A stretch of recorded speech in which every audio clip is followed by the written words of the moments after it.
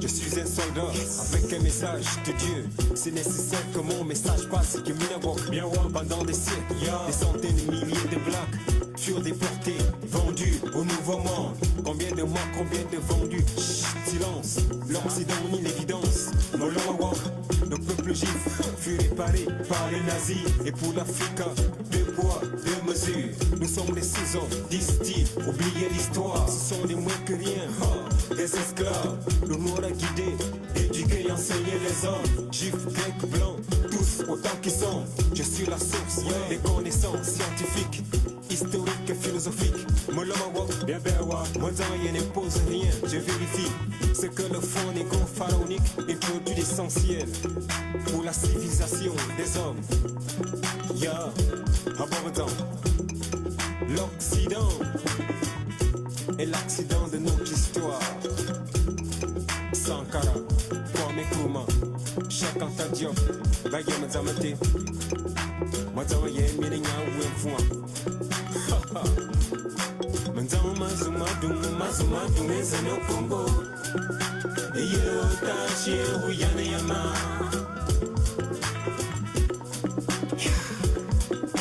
Moyon Makamayi Ezeno Gabon, Mazama Eyo Tashi Uyane Yama.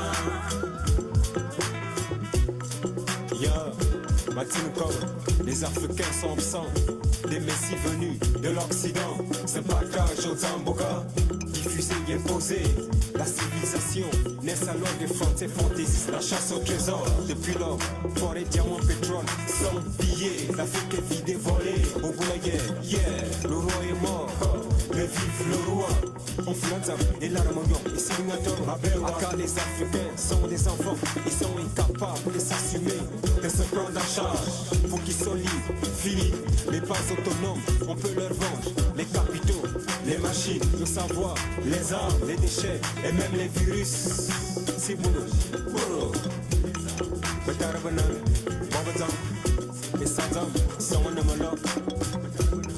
le but de l'homme blanc, frère, est d'arriver en se couvrant du manteau de la science, à faire grand nez qui n'ont jamais été responsables pour quoi que soit de valable dans ce monde. De ce fait précis, je constate que l'histoire est falsifiée. Moi, j'en ai mis les gens nous y en mato, y'a bon bako en Afrique. Y'a tachi ou y'a neyama.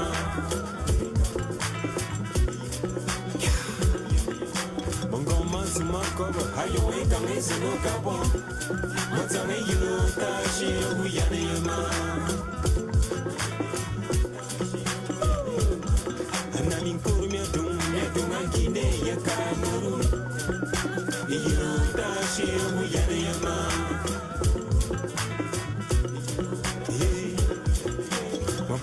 Mazum, Afrika yo Zamboga, Mazame yo tashi uyane yama. Yeah, mama, no way, no you, oh you want so you being a couple of time yesterday for Milan, and now we're gonna be so full of my young and they are. Hello, you malo, you being a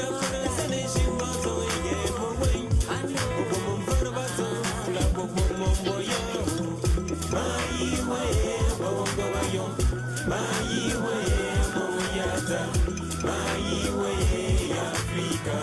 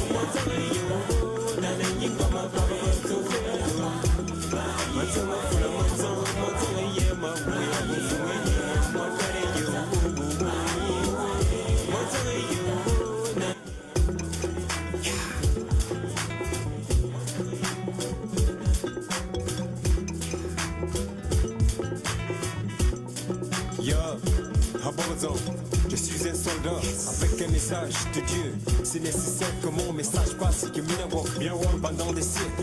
Des centaines de milliers de blacks furent déportés, vendus au nouveau monde. Combien de morts, combien de vendus? Chut, silence, l'Occident nie l'évidence. Molawak, le peuple juif fut réparé par les nazis. Et pour l'Afrique, deux poids, deux mesures. Nous sommes les saisons, disent-ils. Oubliez l'histoire, ce sont des moins que rien.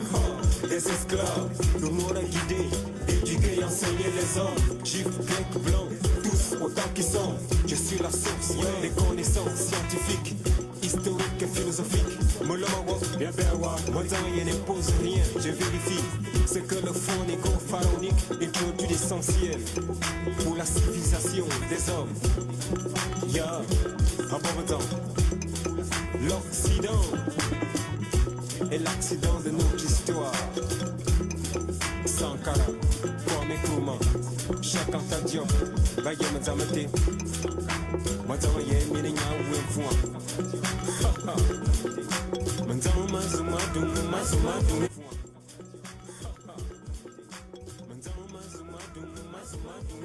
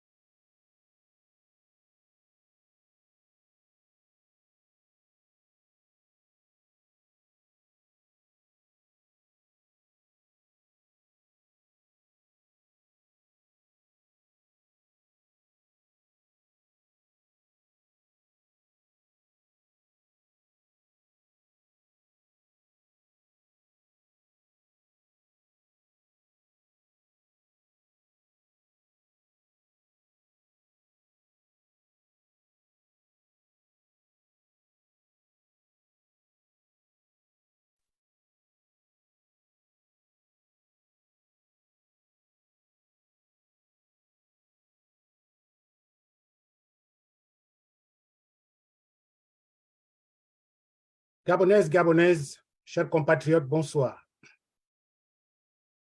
La nuit du 30 août 2023 est désormais une date historique dans la vie politique de notre nation.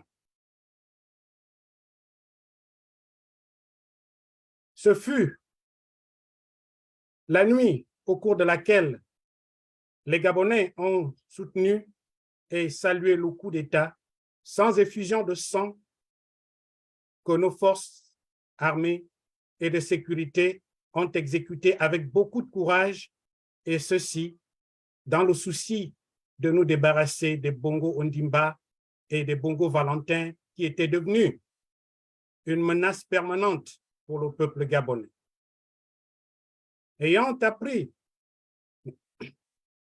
Ayant pris le pouvoir, les forces armées et de sécurité se sont constituées en comité pour la transition et la restauration des institutions, CTRI, et ont nommé le général Brice Oligui Nguema président de la transition. Le général Oligui, ayant pris ses fonctions, a promis de travailler avec nous, forces vives de la nation, pour doter le Gabon d'une nouvelle constitution et d'institutions capables de permettre à notre peuple d'élire le président de son choix au travers d'élections transparentes. Le CTRI et le général Oligui nous ont également défini leur mission, qui n'est rien d'autre que celle d'accompagner la transition jusqu'à son terme, de remettre le pouvoir aux civils et ensuite de retourner dans leur caserne. Au vu de tout ce qui précède, le peuple gabonais a jusque-là témoigné sa reconnaissance à nos forces armées et de sécurité. Mais compte tenu du déroulement actuel du processus de la transition, les Gabonais se posent la question suivante. Le CTRI et le général Oligui sont-ils en train de respecter leur engagement à travailler avec toutes les forces vives de la nation comme promis initialement? Écoutons le professeur Daniel Mengara, président du mouvement Bongo doit partir. Avant son intervention, je vous fais savoir que le professeur Daniel Mengara est invité à KTV où il répondra aux questions sur sa déclaration et aussi sur l'actualité au Gabon. Rendez-vous donc chez AKTV. Je vous remercie.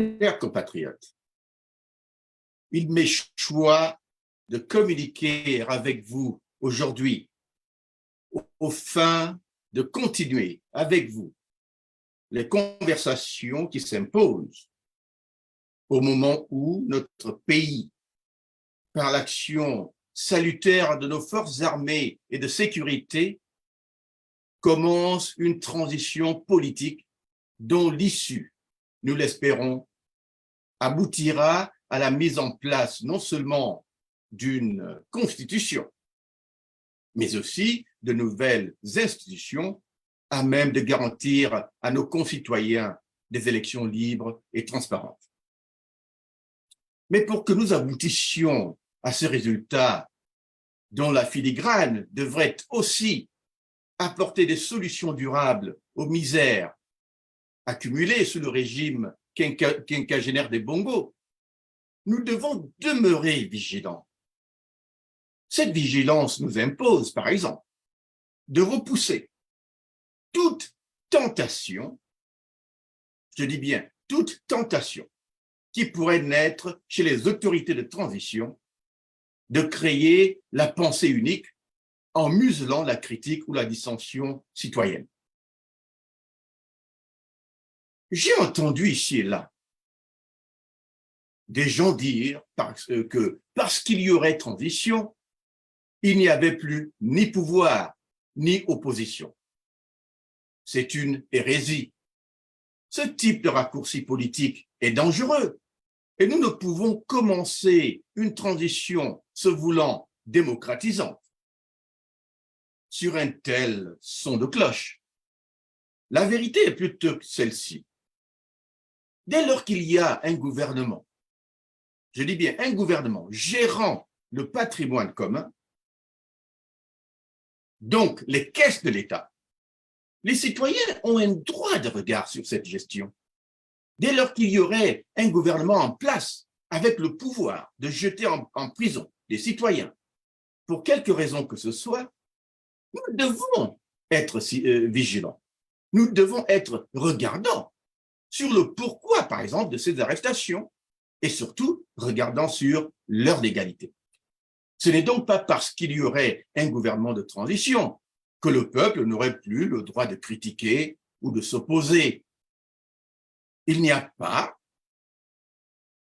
dans les principes, il n'y a pas de pause dans les droits politiques ou les droits fondamentaux des Gabonais simplement parce qu'il y a une transition. Dissoudre les institutions existantes ne doit pas vouloir dire aussi dissolution du droit des Gabonais de s'exprimer librement et de circuler librement et donc d'entreprendre aussi librement. Et dès lors qu'il n'y a pas eu dissolution ni interdiction des partis politiques et associations existants, la vie politique doit suivre son cours.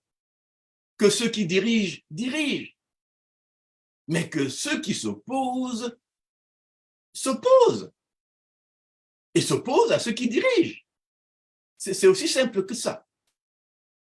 Je voudrais donc qu'on se comprenne bien que ceux qui dirigent, dirigent et que ceux qui s'opposent à ceux qui dirigent, s'opposent. Ce n'est pas là une question de choix ou une option. Et ce n'est pas non plus une question de parti politique, mais de principe. Mais de principe. Principe qui veut dire qu'en réalité, nous sommes en République et les principes républicains commandent en réalité que nous soyons capables de rester engagés. Il n'y a pas de blanc-seing en politique, il n'y a pas de période de grâce ni d'accalmie dans la gestion ou le contrôle de la gestion de la chose publique, simplement parce qu'il y aurait une transition. C'est comme si on nous demandait de tout accepter, de fermer les yeux sur tout, y compris les vols, les corruptions, les détournements, tout simplement parce qu'il y aurait une transition. Si le peuple constate des irrégularités, quel que soit le moment ou les circonstances, le peuple doit être en mesure de les condamner, de demander des comptes. Le seul contre-pouvoir, dans le cadre des régimes d'exception, c'est le peuple. Le peuple ne doit donc pas être muselé. Et n'oublions pas, le but de la transition est de créer les conditions constitutionnelles et institutionnelles permissives d'une démocratie sans phare au bout de cette transition. C'est de cela qu'il s'agit. Au bout de cette transition se trouve le principe d'une élection libre dans laquelle les partis politiques existants et ceux qu'il reste à créer vont se positionner pour briguer les suffrages du peuple en vue des élections présidentielles, législatives et locales à venir.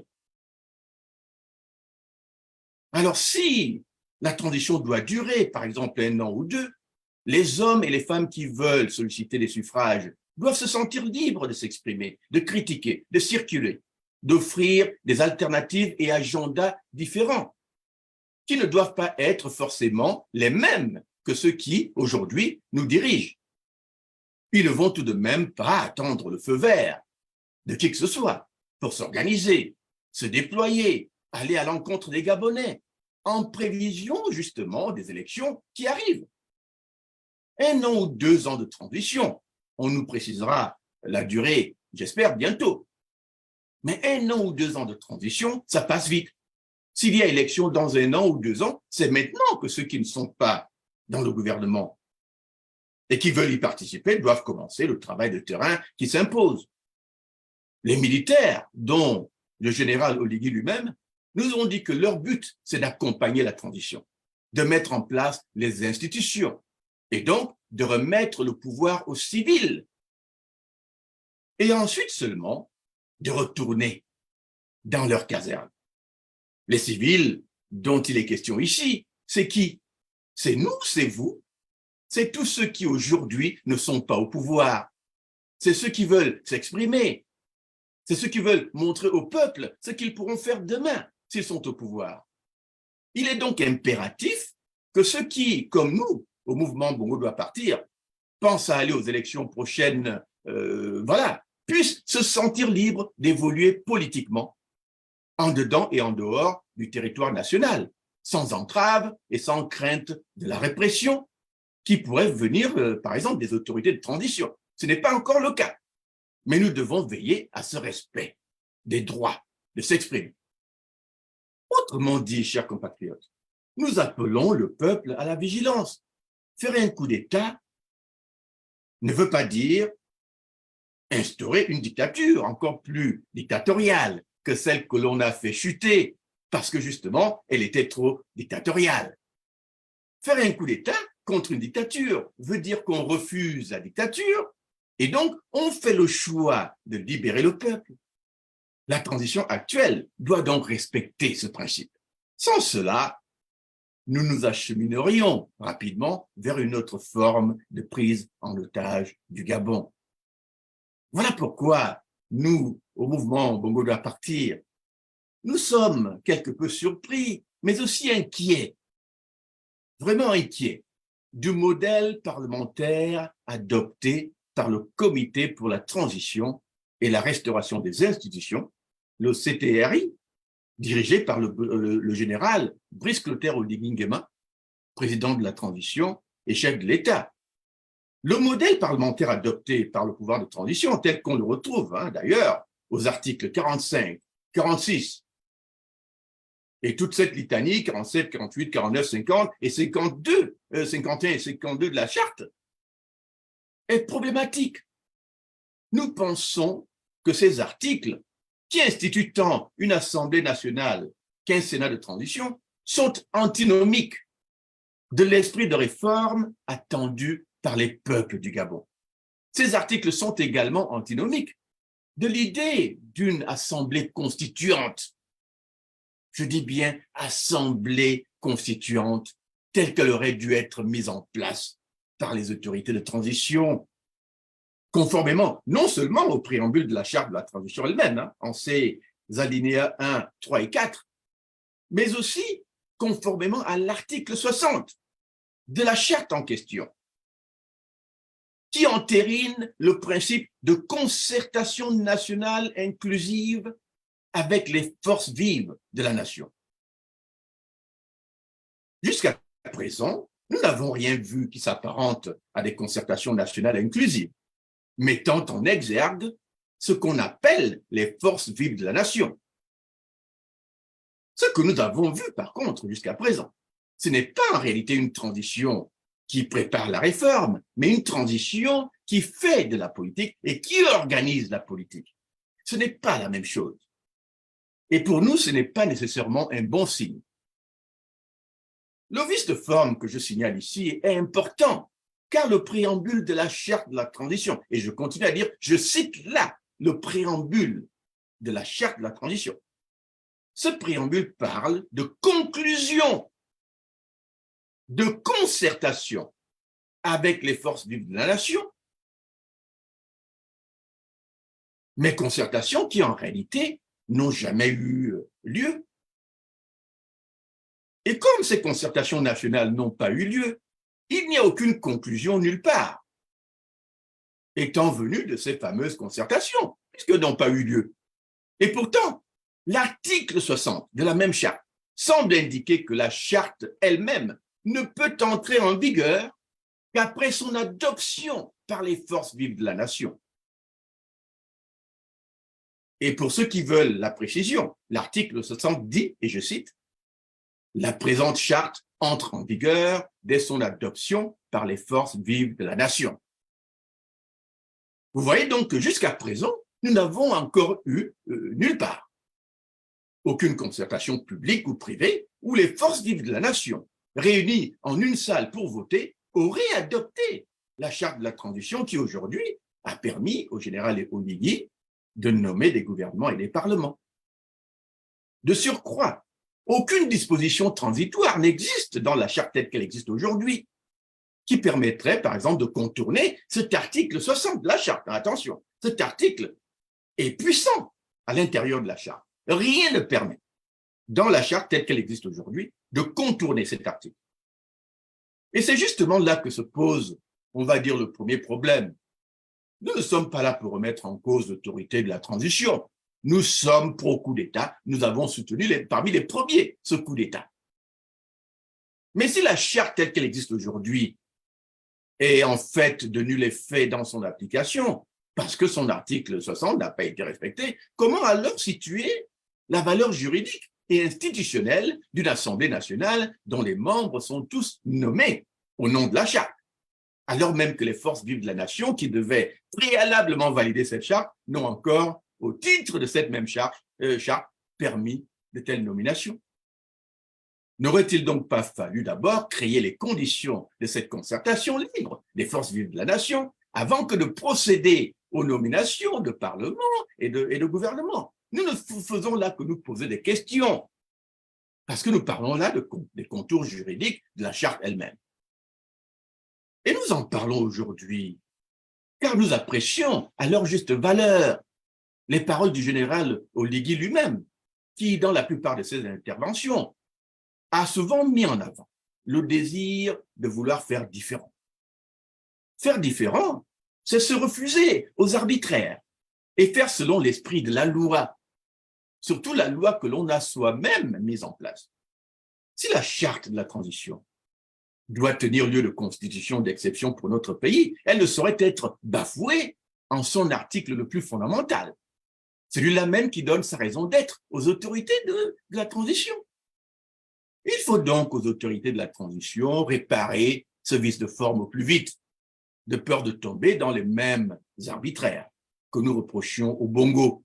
Avec les Bongo, il y avait la constitution officielle dont personne ne tenait compte et la constitution officieuse qui donnait des pouvoirs de roi aux Bongo. Voilà pourquoi le régime des Bongo est devenu un véritable bordel, je m'excuse du langage, un foutoir dont rien de bon ne pouvait venir. Mais nous voulons que le général Oligui réussisse la transition, la réforme. Seulement aujourd'hui, on voit aussi des situations où, par exemple, le général Oligui procède à des libérations de prisonniers, sans s'être au préalable assuré d'entériner cette libération par des décisions de justice, de cours de justice, de procureurs et de juges. En tant que chef de l'État, garant des institutions et donc de la loi, il a pourtant même le pouvoir de grâce qui lui permettrait, par exemple, de contourner légalement les cours s'il veut légalement libérer des prisonniers. Mais à défaut d'utiliser ses pouvoirs de grâce, et en dehors de ses pouvoirs de grâce, il doit être capable de travailler avec les cours pour déterminer au cas par cas les situations de ceux qui doivent vraiment être libérés parce qu'ils furent emprisonnés arbitrairement. Et ceux que l'on doit garder en prison parce qu'ils ont vraiment commis des crimes contre la République.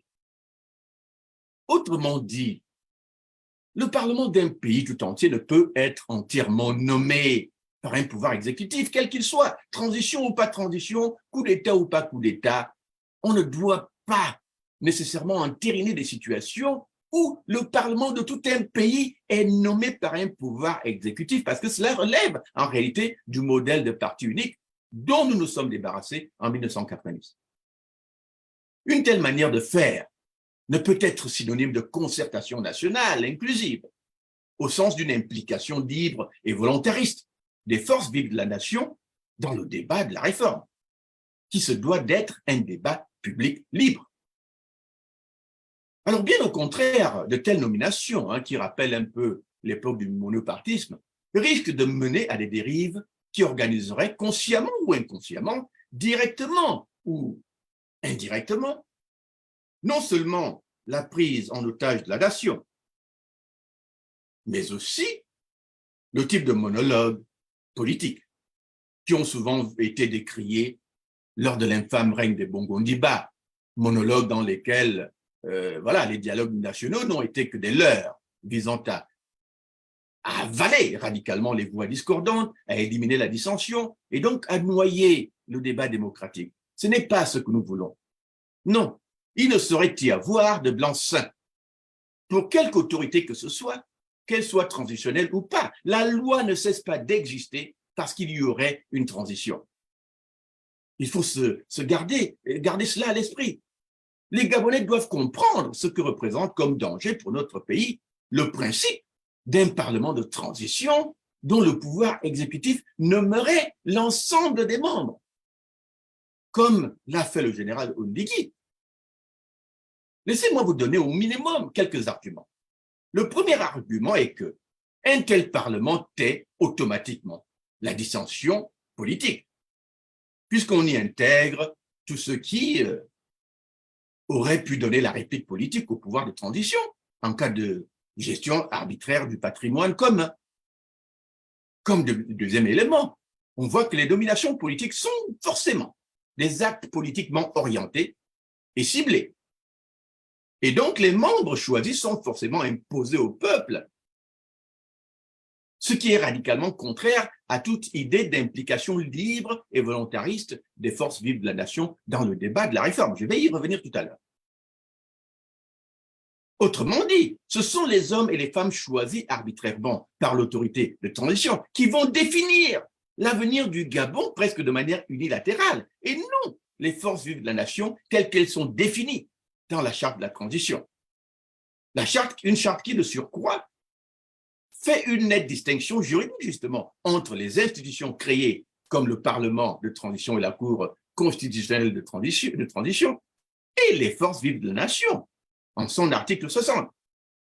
Pour cette charte, donc, ce Parlement bicaméral et cette Cour constitutionnelle sont des instruments de gouvernance. Mais ces instruments de gouvernance ne se confondent pas avec l'idée derrière la notion de force vive de la nation. En troisième lieu, on peut dire que ce type de nomination tue aussi le principe de l'existence d'une société civile libre, virile et indépendante, qui, de ce fait, se verra politisée et transformée en défenseuse du régime en place, et donc incapable de jouer son rôle de contre-pouvoir. Ce type de nomination tue le principe de l'existence d'une classe politique libre et virile et indépendante, qui, de ce fait aussi, se verra bâillonnée et donc incapable de jouer son rôle de contre-pouvoir. Quand on appartient à un système, on le critique difficilement. Et enfin, on dira que ce type de nomination crée un monologue. Un monologue. Car ceux qui sont supposés critiquer le gouvernement, n'est-ce pas, se retrouvent nécessairement avalés. Je dis bien avalés par ce même gouvernement et donc incapables de critiquer le gouvernement auquel ils appartiennent. C'est naturel, en réalité. Le résultat le plus immédiat de tout cela, chers compatriotes, est que plutôt que d'organiser une transition, ce qui risque d'arriver, c'est que les autorités de transition vont en réalité être en train de construire ce qu'on va appeler un régime politique fait d'hommes et de femmes qui vont devoir, par le fait même d'appartenir à ce gouvernement, à ce système, pour conserver leur poste, entériner jusqu'aux décisions les plus iniques des autorités de transition. Ce n'est pas encore le cas, mais nous attirons l'attention de la nation et nous tirons la sonnette d'alarme avant qu'il ne soit trop tard. Et nous interpellons tout le monde. Parce qu'il faut le comprendre, rien n'existe dans la charte actuelle qui priverait le président de la transition du droit de démettre un ministre, un député ou un sénateur de ses fonctions si celui-ci se mettait à critiquer le gouvernement de l'intérieur. Et donc, ce qu'on va avoir comme résultat, c'est que, voilà, tous ceux qui veulent manger et garder leur poste vont devoir se taire et faire la volonté de l'exécutif de la transition. C'est un sentiment naturel, nous n'accusons personne, nous trouvons que c'est presque une réaction naturelle. Il n'y a dans ce modèle finalement aucune différence entre ce qui existait sous les Bongo et ce qui existe aujourd'hui. Cette copie de la transition, il me semble, est entièrement à revoir. Mais il y a pire, chers compatriotes. L'article 46 de la charte de la transition, telle qu'elle existe aujourd'hui, stipule en ses alinéas 1 et 2 que l'Assemblée nationale de la transition, et là je cite, l'Assemblée nationale de la transition est composée de 50 membres issus des organisations politiques et de 20 membres au cadre de la nation. Et je cite encore, et que les membres issus des organisations politiques sont choisis par le président de la transition sur les listes présentées par les partis politiques légalement reconnus. Ça veut donc dire que le président va nommer non seulement les équipes dirigeantes de ces institutions, mais aussi les membres individuels. Il y a comme un grand problème avec cet article 46. Non seulement parce qu'il entérine le principe de nommer individuellement chaque petit membre du Parlement selon des critères décidés unilatéralement par le président de la transition, mais aussi parce que cet article, il ne limite ces nominations qu'aux listes présentées par les partis politiques légalement reconnus. La question qu'il faut se poser est la suivante, c'est qui ces partis politiques légalement reconnus au Gabon? Tous les Gabonais savent que les partis politiques légalement reconnus actuellement au Gabon sont un ramassis de structures bongoïstes à qui l'on a donné des récépissés et l'existence légale conformément au calcul politique fantaisiste des bongos. C'était donc des partis politiques fantaisistes. Mais il existe aussi d'autres leaders politiques un peu plus sérieux qui auraient bien voulu avoir des partis légalisés, mais à qui l'on n'a jamais permis la légalisation. Donc, une Assemblée nationale dont les membres ne seraient issus en majorité que des partis politiques légalement reconnus deviendra automatiquement une assemblée monocolore de bongoïstes, puisque c'est eux qui ont les partis politiques en majorité. Une assemblée monocolore de bongoïstes qui ne pourront venir là que pour reproduire les mêmes schèmes et les mêmes habitudes. Il ne permettrait jamais une réforme digne de ce nom, et au passage, l'on exclurait du débat de la réforme les forces vives de la nation, que la charte de la transition positionne pourtant en prémisse juridique de son existence légale. Telle que la charte se présente, tant qu'il n'y aurait pas cette fameuse concertation des forces vives de la nation, et j'ajoute concertation libre des forces vives de la nation, la charte n'existe pas. C'est terrible de le dire, hein. Nous ne sommes là que dans un petit juridisme. Mais tant que cette fameuse rencontre, cette fameuse concertation ne s'est pas tenue, c'est comme si la charte n'existait pas, puisqu'elle dépend de ce fameux article 60. Et donc, tant qu'il n'y aurait pas cette fameuse concertation, eh bien, la transition devient un peu comme ci, comme ça, presque comme une entité illégale, caduque. Alors, la charte elle-même devient caduque parce qu'elle n'a pas encore été votée selon l'article 60.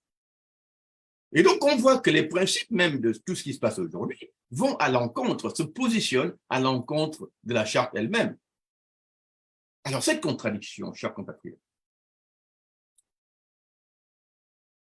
elle doit être rapidement réparée si nous voulons d'une transition dont le but serait la mise en place des réformes plutôt que la mise en place d'un régime politique. On a l'impression, en fait, que les autorités de la transition ont inversé les démarches et les priorités. Et cela a amené à des arbitraires qui foulent aux pieds les principes juridiques de la transition elle-même sur la base de leur propre charte. Là, je ne sors pas de la charte. Je suis toujours en train d'analyser la charte elle-même. Chers compatriotes, le mouvement Bongo doit partir se met en porte-à-faux par rapport à l'idée d'un parlement de transition dont les membres seraient nommés, non seulement à cause du juridisme très approximatif de la charte, telle qu'elle existe aujourd'hui, mais aussi parce que tout ce qui s'est passé depuis la publication de cette charte dans le journal officiel le 4 septembre 2023 s'est fait un peu en réalité en violation de l'esprit même de cette charte. Et puisque la charte tient lieu de constitution provisoire pour notre pays, c'est comme si, en fait, les autorités de la transition seraient elles-mêmes en train de violer chaque jour la constitution provisoire du Gabon, qu'ils ont eux-mêmes instituée. Alors, le BDP, par conséquent, continue de soutenir l'idée d'une assemblée constituante du peuple. Voilà ce que nous soutenons. Nous soutenons indéracinablement, mathématiquement, inéluctablement, inviolablement, l'idée d'une assemblée constituante du peuple, qui serait l'émanation du peuple et donc l'émanation directe des forces vives de la nation, dont parle justement la charte de la transition, selon l'esprit même de cette charte, et notamment de l'article 60. Autrement dit, seule une assemblée constituante basée sur le modèle de la Conférence nationale de 1990 peut répondre au qualificatif de force vive de la nation.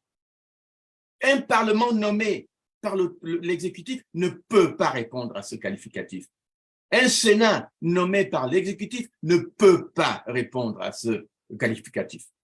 En 1990, on a laissé tous ceux qui le voulaient se constituer librement en association politique ou de société civile, aux fins de participer aux travaux.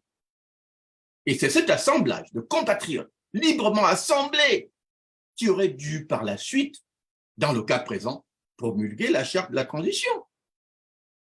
Et ils l'auraient fait en tant que force vive de la nation. Et ils auraient permis aux autorités de transition d'opérer non seulement en toute légitimité, mais aussi en toute légalité, conformément à l'esprit même de la charte telle qu'elle existe aujourd'hui. Malheureusement, les autorités de la transition se sont un peu précipitées et sont allées trop vite. Et de ce fait, ont mis la charrue avant les bœufs, au point de se condamner à opérer aujourd'hui en quasi-illégalité, en violation constante et quotidienne de leur propre charte. Alors que tout ceci aurait pu être évité. Tout ce qu'il aurait fallu aux autorités de transition, c'est, d'abord, diriger d'abord par décret. Ça n'aurait dérangé personne, hors de la charte, hors de toute charte. Et donc, différer la prestation de serment pour attendre la concertation des forces vives de la nation, ou même ne pas prêter serment, c'est un gouvernement d'exception. Ils auraient pu se passer de la charte. Mais c'est eux-mêmes qui ont décidé de se mettre dans le carcan de la charte. Et nous, on ne fait que les tenir à cet engagement-là. Donc, diriger par décret et différer la prestation de serment, ou la faire en dehors de toute charte. Mais surtout, en deuxième position, convoquer l'Assemblée constituante du peuple, selon le modèle de la Conférence nationale de 1990, et donner à cette conférence, à cette Assemblée constituante, un caractère à la fois législatif et souverain, ce qu'on n'a pas pu faire en 1990. À partir de là, en troisième position, laisser les forces vives de la nation organiser elles-mêmes, comme en 1990. Les présidences de la Conférence nationale et les divers comités, de manière à structurer eux-mêmes l'ensemble de cette structure sur la base de votes par les participants réunis, et donc de se constituer eux-mêmes par ce vote consensuel en pouvoir législatif et constituant au nom des peuples du Gabon. Et en quatrième lieu, en attendant de produire la nouvelle constitution, on aurait pu laisser les forces vives ainsi constituées le soin de promulguer la charte de la transition et permettre par la suite la prestation de serment du président de la transition sur la base de cette charte qui au moins serait, dans ce contexte-là, approuvée par les constitués eux-mêmes. Et ce n'est qu'en cinquième lieu, ce n'est qu'à ce moment, que fort de cette légitimité, les autorités de la transition auraient procédé non pas aux nominations des membres d'une assemblée et d'un sénat de nommés politiques, qui dans ce cas-ci n'existerait pas, puisqu'on aurait à la place plutôt une assemblée constituante du peuple. Donc, dans ce cas, on ne procéderait pas à la nomination de tous les membres de l'Assemblée nationale et du Sénat. On laisserait plutôt l'Assemblée constituante en place et on nommerait plutôt les membres du gouvernement de transition. C'est tout ce que ça aurait demandé. Et tout ceci aurait été possible en 2 mois, ou même 1 mois tout au plus. Et les Gabonais allaient patienter. Car ils allaient voir tous les préparatifs se mettre en place, ils allaient voir qu'avec une bonne communication, la transition se serait juridiquement mise en place sur la base d'une assise populaire qui serait à consonance nationale. Et c'est ce que je semble pressentir, hein,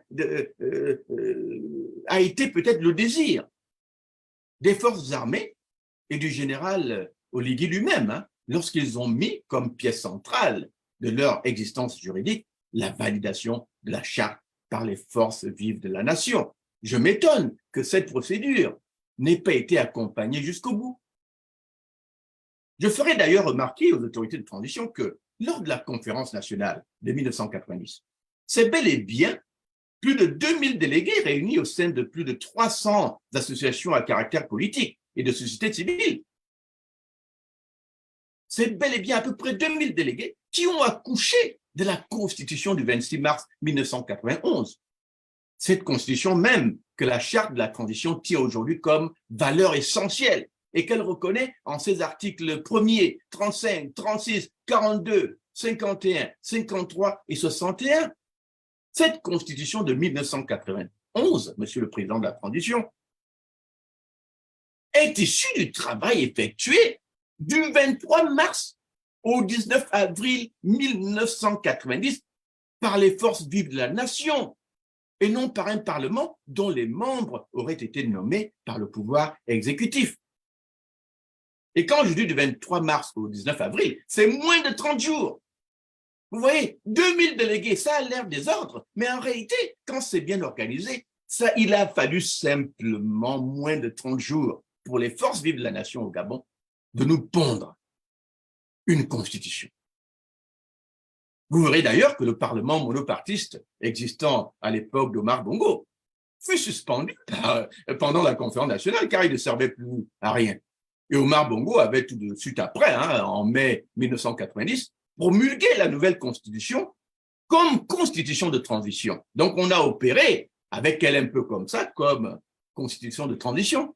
Et par la suite, l'on a dû procéder dès septembre 1990, donc quelques mois juste après. Donc nous disons mars, avril, mai, juin, juillet, août, septembre, 6-7 mois après, nous allions déjà à une élection législative pour doter le Gabon d'un nouveau parlement multipartiste qui avait pour but d'entériner la nouvelle constitution de manière définitive, chose qui fut faite justement le 26 mars 1991. Donc, de mars à mars, nous avions passé quasiment 1 an à tout peaufiner. Et le 26 mars, nous avions non seulement une nouvelle constitution, mais aussi un nouveau parlement multipartiste. La conférence nationale elle-même n'avait donc duré que à peu près 1 mois, et c'est dire que il est possible de réunir, hein, comme en 1990, 2000 délégués et les faire travailler sur 1 mois ou 2 et produire de très bons résultats.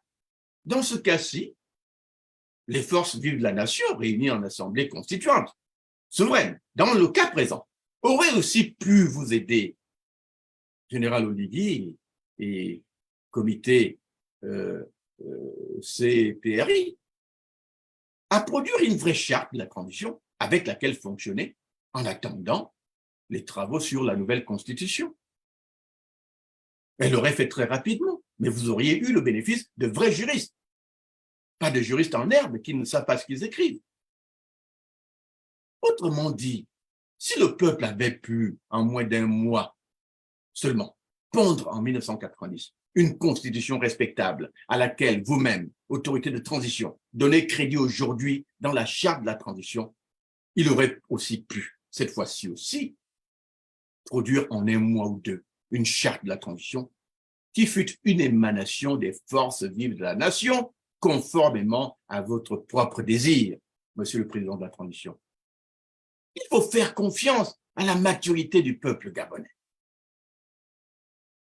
Il n'y a personne aujourd'hui qui remet le coup d'État en cause, mais il faut faire confiance à la maturité du peuple. Chers compatriotes, le mouvement Bongo doit partir estime qu'une transition réformatrice, comme celle que nous voulons au Gabon, ne saurait se passer sans intronisation en son sein du principe de l'Assemblée constituante à pouvoir souverain et aussi à pouvoir législatif.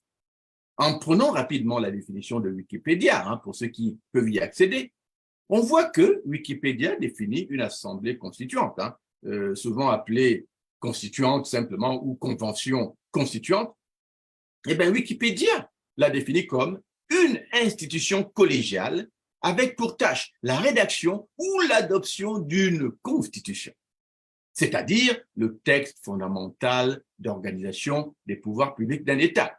Je répète, je cite, une institution collégiale avec pour tâche la rédaction ou l'adoption d'une constitution, c'est-à-dire le texte fondamental d'organisation des pouvoirs publics d'un État. Sur la base de cette définition, l'on voit tout de suite que ce ne sont pas des institutions collégiales qui sont en train d'être mises en place au Gabon en ce moment, mais plutôt des institutions politiques contrôlées et politiquement orientées. Quand on nomme, on oriente forcément par ses choix les objectifs que l'on veut accomplir.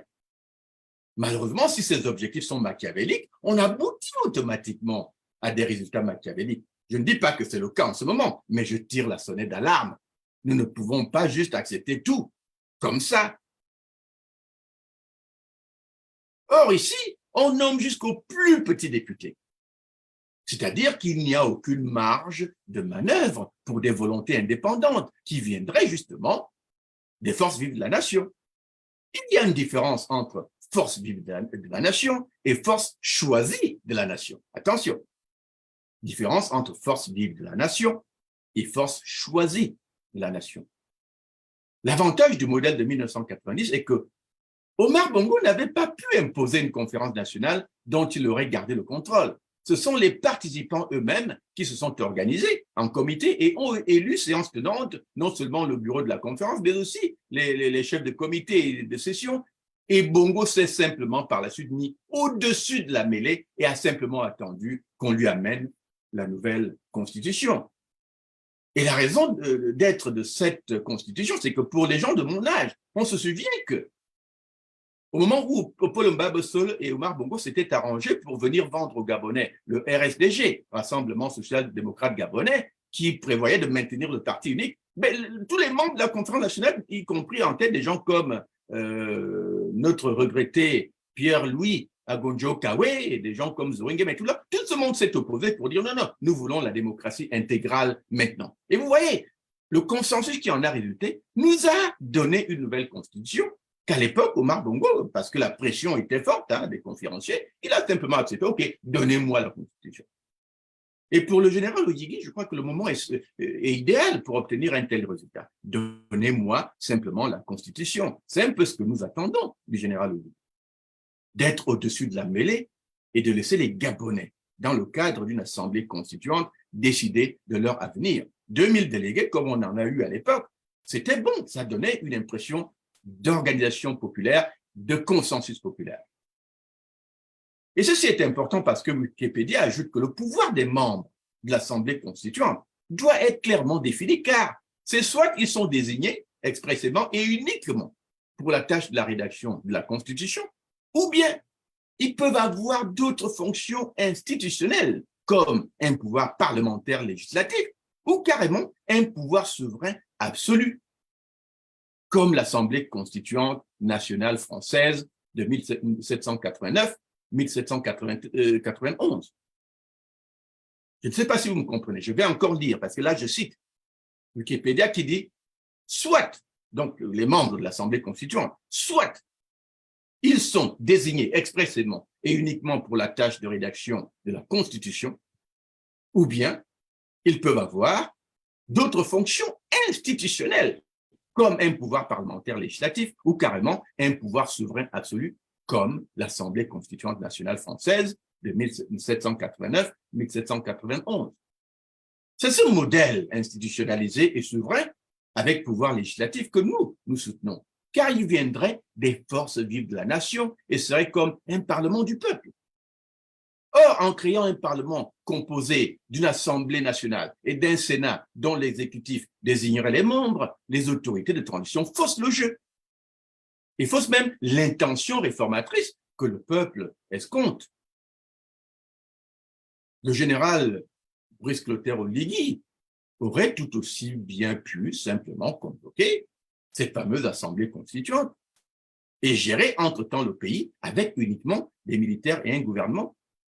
Et en face, une assemblée constituante, ce qui aurait permis, en parallèle à l'assemblée constituante, faite des forces vives de la nation, de réformer et de légiférer de manière souveraine. Dans ce cas, on n'avait pas besoin de cette Cour constitutionnelle, on n'avait pas besoin d'un Sénat ou d'une Assemblée nationale nommée. L'Assemblée constituante aurait joué tout ce rôle-là de manière transitoire. Et cette autorité transitoire aurait accompagné en réalité le général Oligui dans ses visées réformatrices, puisque la transition devrait avoir pour objectif principal la réforme. Le BDP doit donc le dire clairement. On a l'impression quand même, il faut le dire, que le comité de transition confond un peu le principe qui consiste à organiser le pays pour la réforme avec le principe qui consiste à organiser le pays pour simplement continuer à faire de la politique, comme sous les bongos. On appelle ça construire un régime. J'ose donc espérer que le but de tout ce qu'on voit aujourd'hui, ce n'est pas la construction d'un régime, mais la réforme. Et pour nous, au BDP, nous pensons que c'est très mauvais signe. Car faire de la politique, c'est se doter d'un instrument dont les moindres particules sont nommées en vue de contrôler le discours politique et la direction du discours politique. Vouloir la réforme, par contre, c'est se mettre au-dessus de la mêlée et s'instituer un pouvoir exécutif neutre qui s'activerait à laisser les forces vives de la nation produire elles-mêmes, comme en 1990, leur propre constitution, tout en dotant provisoirement les autorités de transition d'une charte de la transition qui serait mûrement pensée et mûrement réfléchie, et non ce qu'il convient d'appeler aujourd'hui un peu le foutoir actuel, qui devrait faire normalement, franchement, enfermer les gens qui ont écrit cette charte pour les militaires. J'appelle ça une vraie arnaque juridique de la part de quelqu'un qui n'a aucun sens du juridisme. Elle est précipitée, elle est contradictoire, elle est paradoxale, et en fait, elle a mis le comité de transition dans des situations juridiques contradictoires. Ça n'a pas été bien pensé, cette charte-là. Nous ne doutons pas des intentions du général Oligui et du comité de transition, attention. Mais nous disons que ceux qui ont fait cette charte pour eux les ont mis dans un carcan juridique tellement contradictoire qu'aujourd'hui, on a l'impression que on devrait presque repartir à zéro parce que tout ce qui a été fait est presque illégal sur la base de cette même charte. Nous ne doutons pas que l'intention soit bonne, mais nous disons peut-être qu'en voulant peut-être trop bien faire, les autorités de transition ont tout précipité, tout bâclé. Et elles ont voulu créer un régime politique normal, là où en réalité, il n'est pas question de créer un régime. Il n'est pas possible de fonctionner avec un régime politique normal. Le but n'est pas de faire de la politique ou de créer le régime. Le but est de réformer. Et si on pense uniquement à la réforme, on ne nomme pas des assemblées choisies par l'exécutif. On laisse le peuple se réunir en assemblée constituante. Mais la conséquence de tout ceci est qu'une constitution produite par une assemblée nationale et un Sénat constitué uniquement de personnes nommées ne peut que produire une constitution à l'image du désir de l'exécutif de tailler les institutions à sa mesure, exactement comme c'était fait sous les bongos. Surtout quand on sait que l'autorité de transition aura créé le flou, en disant clairement en ses articles 44, 48, 52 et 54 que les membres du gouvernement et présidents des hautes institutions, donc de transition, à l'instar des présidents des deux chambres du Parlement et du président de la Cour constitutionnelle, ne peuvent se présenter à l'élection présidentielle qui suivra la transition, mais sans toutefois préciser si, conformément aux articles 35, 36, 37, 38, 40 et 41 de la charte de la transition, le président de la transition lui-même, donc en l'occurrence le général Oligui, était également soumis à la même restriction de ne pas pouvoir se présenter. Tout cela doit être clarifié. Il me semble que c'est l'Assemblée constituante qui peut faire ce travail. Malheureusement, ce flou peut rapidement dégénérer, nous sommes tous des humains. Ce flou, je dis bien ce flou, il faut me suivre.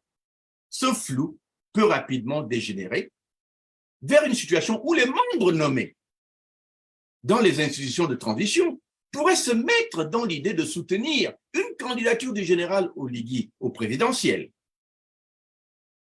qui vont suivre la transition, et ainsi commencer en fait à vicier l'esprit même de la transition en commençant à se comporter comme un régime politique voulant non seulement prolonger la transition, mais aussi rester indéfiniment au pouvoir après la transition. Ça, c'est les effets pervers, en fait, je veux dire, des nominations. Quand on nomme les gens, ils commencent à dépendre professionnellement de leur nomination et sont donc généralement prêts à faire la volonté des autorités qui les ont nommés. C'est humain. Ce que je veux dire, c'est que la création d'institutions avec des membres nommés prédispose ces institutions ainsi formées à la corruption par les membres nommés. Il suffirait que certains d'entre eux prennent goût aux villas, aux doubles cabines, à la mangeoire, et on aurait rapidement une situation où la transition réformatrice se transformerait en transition mangeoire. Rien que l'existence de ce flou par rapport à l'éligibilité du président de la transition à l'élection présidentielle à venir est à même de totalement vicier l'esprit de réforme neutre qui se devait de prévaloir lors de la transition, car elle peut commencer à faire que des gens aux dents longues veuillent formater les nouvelles institutions comme des costumes faits uniquement pour permettre la perpétuation du pouvoir du général Oligui. Alors que le général Oligui lui-même a déjà déclaré publiquement que le but des militaires est de retourner aux casernes et de remettre le pouvoir aux civils. Malheureusement, telles que les choses se présentent actuellement, nous risquons très bientôt, si nous ne faisons pas preuve de vigilance, d'aboutir à une situation où nous n'aurions fait qu'enlever les bongos pour ne reproduire à la place que les mêmes réflexes, le même type de gouvernance. Par conséquent, le mouvement Bongo doit partir demande que, pour l'objectif d'établir la neutralité républicaine des autorités de la transition, la charte de la transition soit révisée et que les articles suivants, parmi les plus urgents et les plus importants, soient modifiés. Article 37. Il est urgent de préciser que le président de la transition non plus n'est pas éligible à l'élection présidentielle qui sera organisée pour marquer la fin de la transition. Garder cet article en place risque de vicier les institutions. Et quand je dis vicier les institutions, je parle de vicier le mental, la psychologie des hommes et des femmes qui ont été nommés parce qu'ils vont trouver là une brèche par laquelle ils vont obliger le général à se transformer en régime politique, à vouloir survivre au pouvoir parce que eux, ils veulent survivre au pouvoir.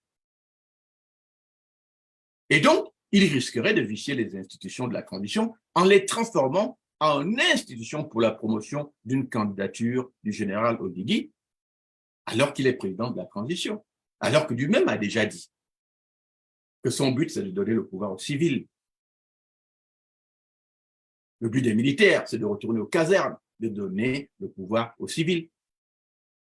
Alors, tous les articles définissant les conditions d'éligibilité doivent aussi préciser que même si on démissionne, et ça c'est important, parce que là encore, il y a une brèche, tous les articles définissant les conditions d'éligibilité ou d'inéligibilité aux prochaines présidentielles doivent aussi préciser que même si on démissionne avant la fin de la transition, on reste inéligible. Parce que là aussi, c'est important. Si on veut vraiment fermer cette brèche-là.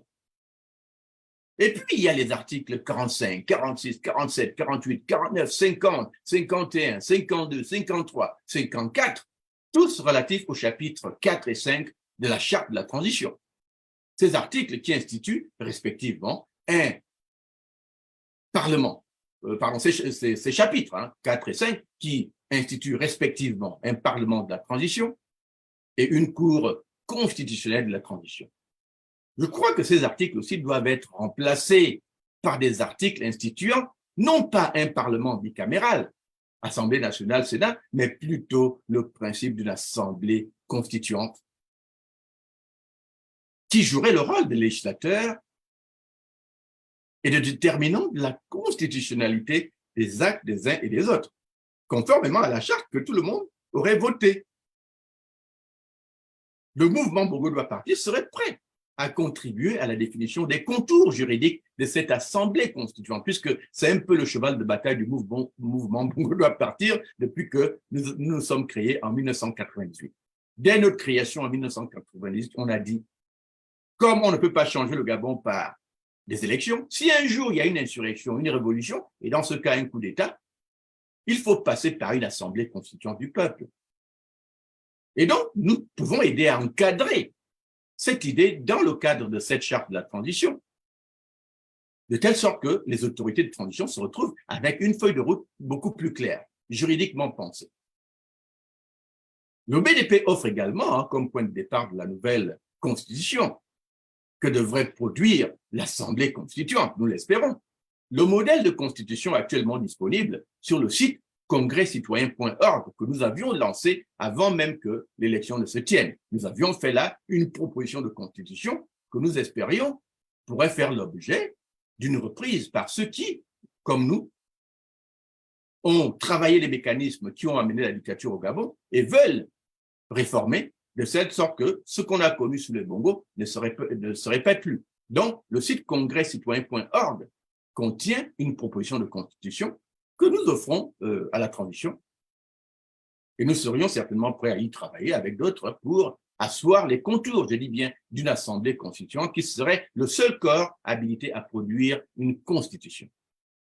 Pas une assemblée nommée, pas un parlement nommé, mais une assemblée constituante du peuple, selon le modèle de 90. Le mouvement Bongo doit partir pour sa part, continue de soutenir le principe non seulement du coup d'État, sans effusion de sang par lequel nos courageuses forces de sécurité, forces armées ont débarrassé le Gabon d'Ali Bongo et de sa femme, Sylvia Bongo, mais aussi le principe d'une transition réformatrice, surtout dont l'objectif sera, nous l'espérons, de doter le Gabon d'une nouvelle constitution, mais aussi d'institutions capables de mener aux élections transparentes qui permettront finalement à notre peuple d'élire enfin le président de son choix. En cela, nous resterons éternellement, comme d'ailleurs le reste des peuples du Gabon, reconnaissants à nos forces armées, reconnaissants à nos forces de sécurité, mais aussi au général Oligui pour le courage qu'ils ont eu de mettre fin à ce calvaire, de mettre fin au désastre national qu'était devenu la famille Bongo. Ça, c'est quelque chose de totalement inviolable. Nous resterons reconnaissants à nos forces armées, à nos forces de sécurité pour cette libération nationale. Mais cela ne veut pas dire que nous devions, mais cela ne veut pas dire que nous devions laisser le Gabon se faire prendre une deuxième fois en otage par les schèmes de la politique politicienne. La transition doit pouvoir s'organiser autour du principe de la neutralité républicaine, où seul importe la réforme.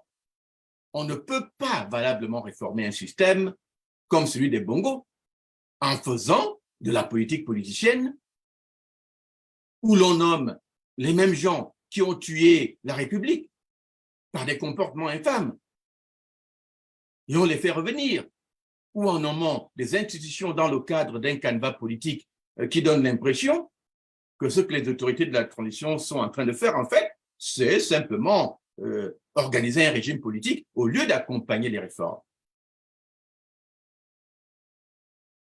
Et le but d'un tel régime politique serait, dans ce contexte-là, de simplement remplacer le régime des Bongo par celui du général Oligui, par exemple, sans changer les fondamentaux mêmes qui ont justifié le coup d'État.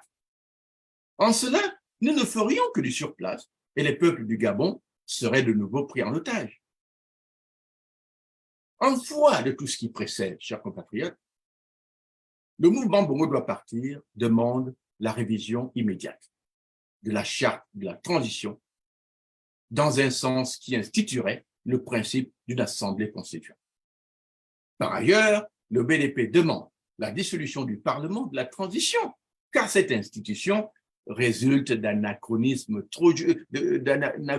juridique qu'il est urgent de nettoyer, non pas dans le cadre de l'exécutif de la transition, mais dans le cadre d'un travail devant venir des forces vives de la nation réunies en assemblée constituante, conformément à l'esprit qui se profile, je dis bien l'esprit qui se profile en filigrane de la charte de la transition elle-même, telle qu'elle existe aujourd'hui. Il faut mettre les forces vives au centre de la transition et non des institutions nommées ou télécommandées. Il faut aussi clarifier officiellement la durée de la transition. Chers compatriotes, n'allons pas dormir, ne nous endormons pas. La transition, ce n'est qu'un moment dans l'histoire, ce n'est qu'un moment dans l'espace et le temps, mais c'est aussi les élections à venir. C'est important de le comprendre. C'est aussi les élections à venir. Nous n'allons pas attendre la fin de la transition pour commencer à nous organiser. Le mouvement Bongo doit partir se transformera prochainement en parti politique normalisé, non plus clandestin ou semi-clandestin ou exilé, mais en parti politique normalisé sous le nouveau nom de Congrès citoyen pour la réforme, dont le site internet se trouve déjà en préparation sur l'adresse congrèscitoyen.org. Vous pouvez vous y rendre en ce moment, vous le trouverez en place. Mais il est encore en construction, ça veut dire qu'on va l'habiller, l'augmenter et finaliser avec l'offre politique que nous voulons offrir aux Gabonais. Et c'est avec ce nouveau nom que le mouvement va se déployer bientôt, non seulement dans la diaspora, mais aussi sur le terrain au Gabon même, pour préparer les échéances présidentielles, législatives et locales à venir, pour inviter les Gabonais qui veulent aller avec nous dans cette nouvelle aventure, dans cette brèche politique que les soldats, les forces armées, le général Oligui nous ont offerte.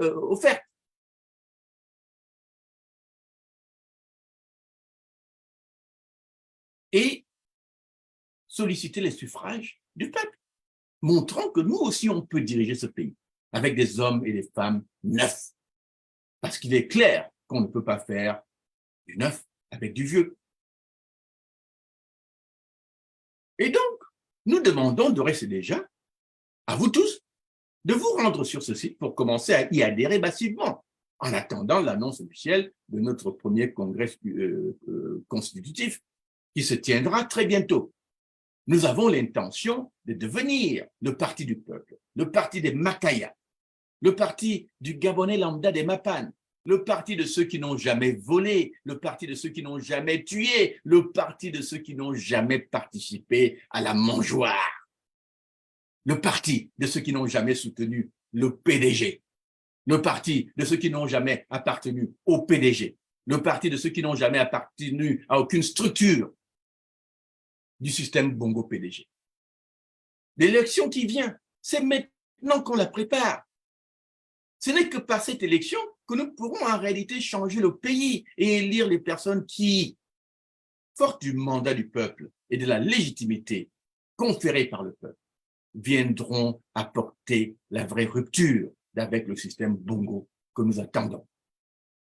Mais en attendant, pesons également de tout notre poids sur la direction de la réforme. Demandons l'Assemblée constituante pour que les forces bongoïstes tapis dans l'ombre et celles que l'on a convoquées et nommées dans les gouvernements et les assemblées nommées que vous voyez ne nous volent pas une deuxième fois notre destinée. Hier, nous parlions de prendre le pouvoir par la force démocratique de la rue. Aujourd'hui, nos forces armées et de sécurité ont ouvert la brèche politique qui nous permet de rêver désormais d'une prise de pouvoir par la force démocratique des urnes. Nous devons remercier nos soldats, nous devons remercier le général Oligui, nous devons remercier tous ceux qui ont fait le coup d'État parce qu'ils ouvrent enfin une porte qui n'est pas encore grande, c'est une brèche, mais il faut agrandir cette brèche. Il faut que cette brèche devienne la chute d'eau, le torrent qui va balayer l'État Bongo PDG et nous apporter le renouveau que nous souhaitons. Et c'est important. Mais le Gabon de demain, le nouveau Gabon que nous recherchons, le Gabon nouveau, nous ne pourrons jamais le construire si nous restons assis à attendre que ceux qui fonctionnent aujourd'hui avec des institutions nommées soient capables de nous donner la réforme que nous attendons. Attention, on ne donne pas la liberté. Et quand on s'active à créer un régime, et je soupçonne et je crains malheureusement que la manière de nommer, les nominations elles-mêmes portent en elles on va presque dire les prémices mentales qui peuvent faire que des gens commencent à vouloir s'organiser pour préserver le pouvoir au-delà d'un an, 2 ans. Je ne sais pas combien va durer la transition, mais nous devons faire attention. Ce ne sera pas nécessairement la faute d'Oligui, c'est juste que l'entourage va commencer à presque mécaniquement, instinctivement penser à sa survie politique et à vouloir prolonger la présence au gouvernement. Et donc à se muer tout simplement en groupe de soutien pour le général Oligui, le forçant à changer d'avis. Lui, il nous a déjà dit que leur but, le but des soldats, c'est de rentrer dans les casernes et de remettre aux civils le pouvoir. Le civil, c'est qui? C'est nous, c'est vous, c'est nous qui devons nous préparer. Mais nous devons faire attention. Si nous restons assis à attendre qu'eux décident, sans qu'on s'organise en face, pour donner la réplique, pour accompagner l'esprit de la réforme, faire des propositions comme nous sommes en train de faire, c'est-à-dire l'idée, par exemple, d'une assemblée constituante du peuple qui va mettre en exergue la force démocratique du peuple. La force ou l'énergie des forces vives de la nation réunies en assemblée constituante pour nous produire la réforme, une nouvelle constitution. Si on n'est pas présent dans ces débats, mes chers compatriotes, le Gabon va de nouveau nous échapper. Voilà pourquoi nous vous demandons de rejoindre le mouvement que nous sommes en train de mettre en place. De rester déjà. N'hésitez pas. Il est important que nous soyons capables de forcer la transition à nous donner la réforme que nous attendons. Mais nous ne la donnerons pas si nous n'organisons pas la pression nécessaire, voire même la résistance en face. Rejoignez donc le Congrès citoyen et allons conquérir ensemble la dignité de notre peuple. Vive le Gabon, vive la République. Je vous remercie.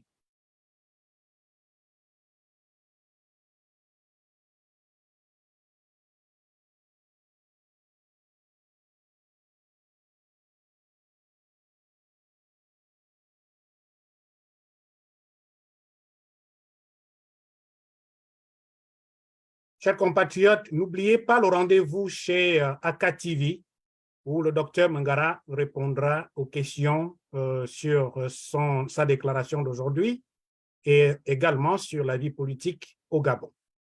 Rendez-vous donc chez Aka TV. Merci. Au revoir.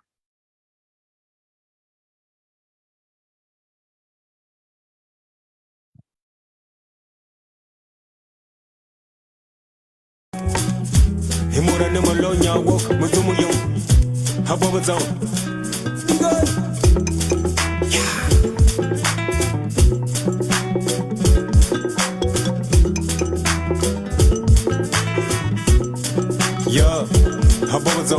je suis un soldat avec un message de Dieu. C'est nécessaire que mon message passe, que Minawok bien pendant des siècles. Des centaines de milliers de blacks furent déportés, vendus au nouveau monde. Combien de morts, combien de vendus? Chut, silence, l'Occident nie l'évidence. Molawok, le peuple juif fut réparé par les nazis. Et pour l'Afrique, 2 poids, 2 mesures. Nous sommes des saisons, disent-ils, oubliez l'histoire. Ce sont des moins que rien, des esclaves. Le noir a guidé, éduqué et enseigné les hommes. Juifs, grecs, blancs, tous autant qu'ils sont. Je suis la source des